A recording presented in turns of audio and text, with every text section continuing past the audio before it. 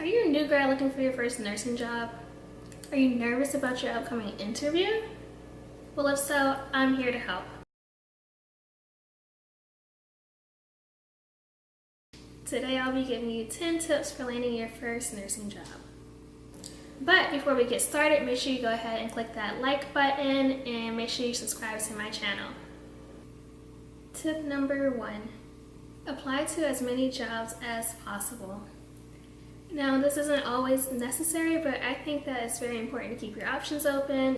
I once had a new nurse tell me that it's good to go on multiple interviews because the more you interview, the more comfortable you'll be. And even if you don't go on multiple interviews, just applying to a lot of jobs will help keep those doors open for you. It's never a good idea to put all your eggs in one basket, so you really should apply to multiple places. Like, let's say you really want to work at NYP or something like that. That's great and everything, but you never know, you might not get a job there, so, keep all your other options open too and apply to other hospitals and other units.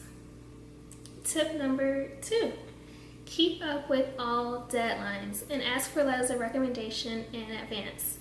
This is especially important if you're applying to nursing residencies.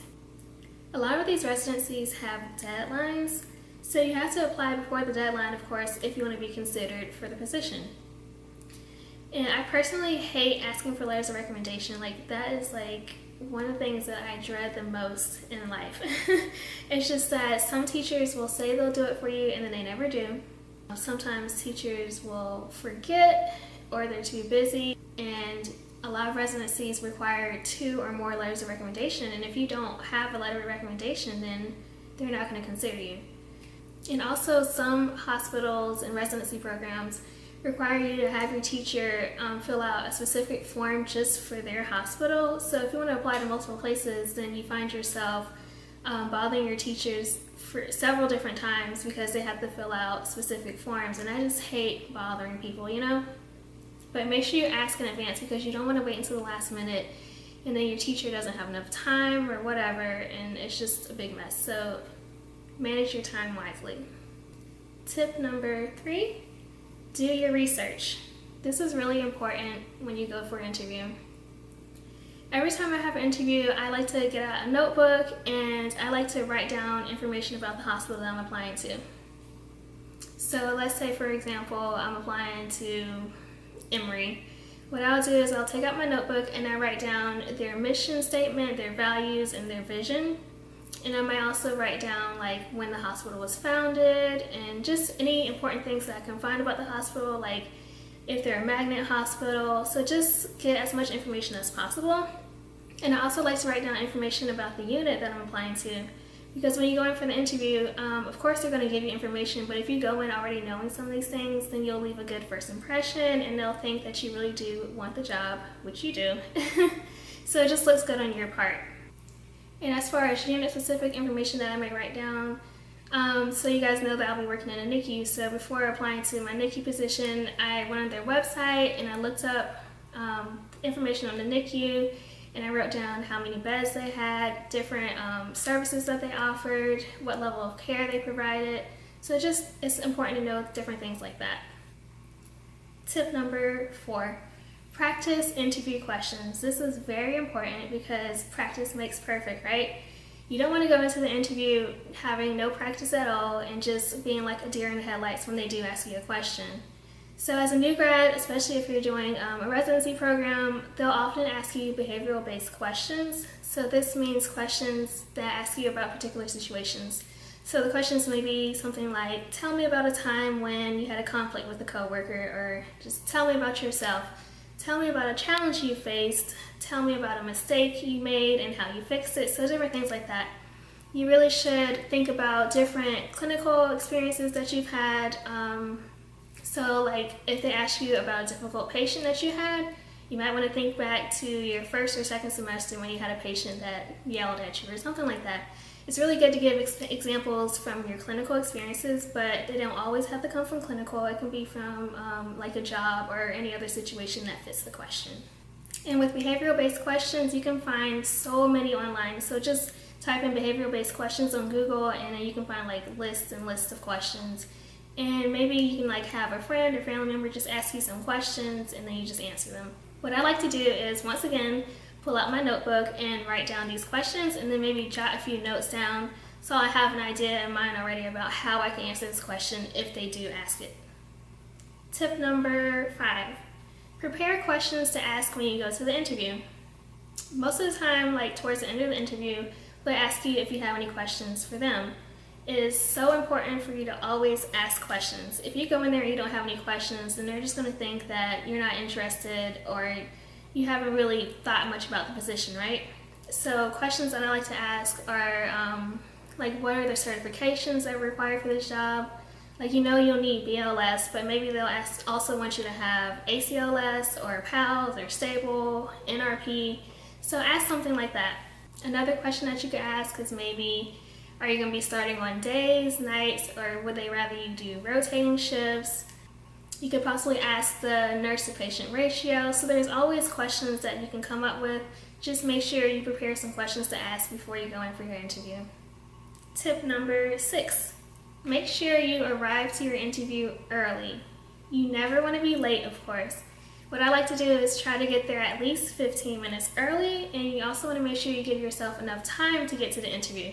So if you know the hospital is like 20 minutes away from where you live, you might want to leave 40, 45 minutes early, because you never know if there's going to be a car accident. You never know, let's say you get there and then you get nervous and you have bubble guts. I don't know, it can happen.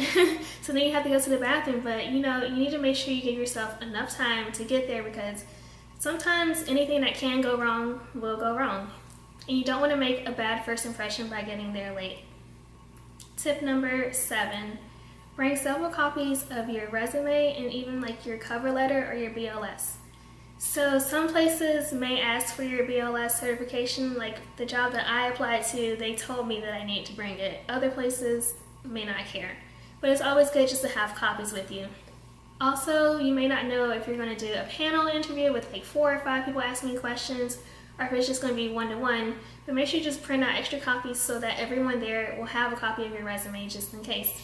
And I know a lot of times they'll already have it printed off because you submitted it with your application, but it's better to be safe than sorry. And before you submit your resume and cover letter, make sure you have someone read over it for you, because you don't want to have any small errors in there like typos. That would just make you look bad, of course. And for the format of your resume, as a new grad, I think it's important to put your clinical experience on there. At first, when I started applying to jobs, I never listed it, but then I began to do it. I think it's great to have it on your resume just to show them what units you've been on, what type of experience you have, and how many hours you spent on each unit. Also, you want to use reverse chronological order. So let's say you went to 2 colleges like I did. I would put my most recent education first, so nursing school, and then after that I would put my first school I went to, which was Duke. I would do the same for my job experience. So I would put my most recent job first, and then I would go back in order and have my first job at the very bottom. It's also a good idea to list any organizations that you're a part of and any volunteer experience that you have on your resume. And I know a lot of people would say that your resume should never be longer than 1 page, but that's very difficult, especially as a new grad. My resume was 2 pages, and I think that's perfectly fine for a new grad nurse. And when it comes to your cover letter, you also want to have someone read over that, and you want to put your name, your address, the date, the hospital's name and address, and then you want to put dear hiring manager, to whom it may concern, or maybe a specific person's name. And you want to just maybe in the first paragraph state why you're interested in the position, why you want to work there, and in the second paragraph you can put a little bit of your background, what school you went to. Maybe you can put a little bit about your preceptorship, especially if the unit you did your preceptorship on is the unit that you're applying to at this specific hospital. And in the third paragraph, maybe sum it up by listing some of your good qualities and thank them for their time, let them know that you're looking forward to hearing back from them.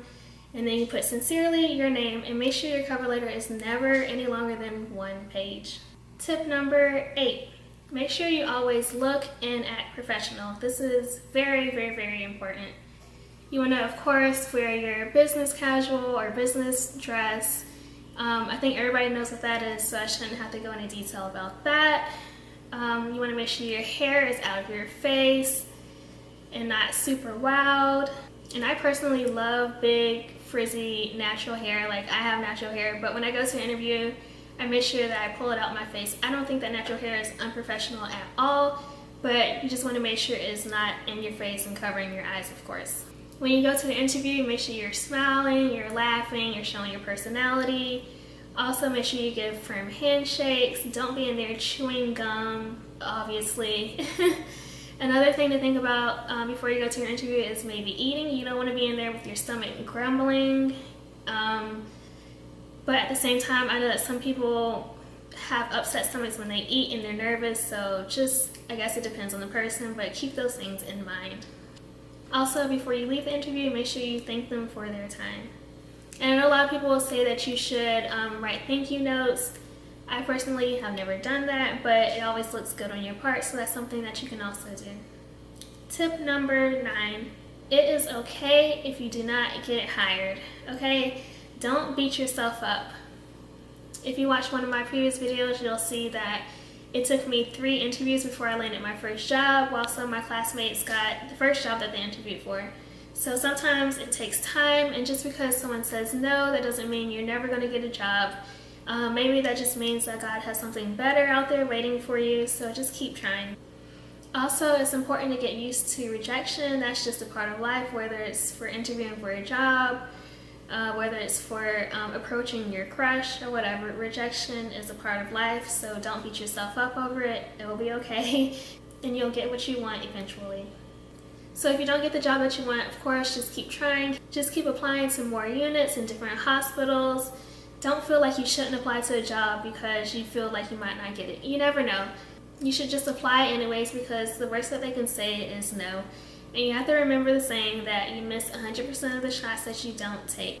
And also, I do want to reemphasize that peds and women's services are very difficult to get into. So if you're applying to these jobs, it's not uncommon to get rejected. So just keep applying. Like, if you know that in your heart you want to be a peds nurse, then keep going. Don't let people talk you out of it, because I know some people will say, oh, you have to pay your dues by working in med-surg and getting a year of experience in that before you move on to peds. That's not true at all, okay? So if people try to talk you out of doing what you want to do, just don't listen to them and keep trying.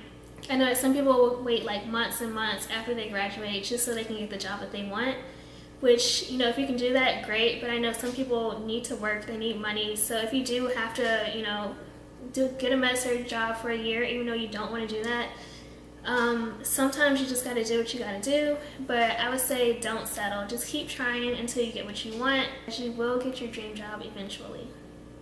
Tip number 10, be patient and have confidence in yourself. So this kind of ties into tip number 9, but you just have to be patient. You're not always going to get what you want right away, so just wait it out and it'll come to you eventually. Confidence is very important. You may be extremely nervous before you go to the interview. That's completely normal. I think we all are, but you just have to get that nervousness out of you before you go to the interview. So if you're just sitting in your car, you know, it's fine to be nervous, but once you go in there to the interview, you need to make sure you exude confidence, okay? If you show them that you're confident, then they're going to have confidence that you will be a great nurse. Alright, so those are my 10 most helpful tips. I hope that they help you. And of course, if you have any questions, I'll be more than happy to answer them. Good luck to everyone that's preparing for interviews and searching for jobs. I'm sure you'll get what you want soon, and I know you'll be a great nurse because you worked so hard in nursing school for it. And as I always say, have a lovely day.